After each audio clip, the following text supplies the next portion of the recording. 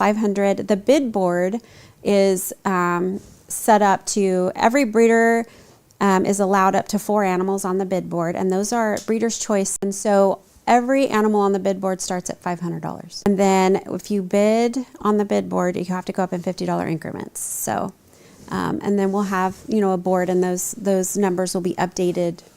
I mean, it's a continuous thing, and that runs for about an hour. Do you have an auctioneer going, or is it just? It's kind of like a silent auction.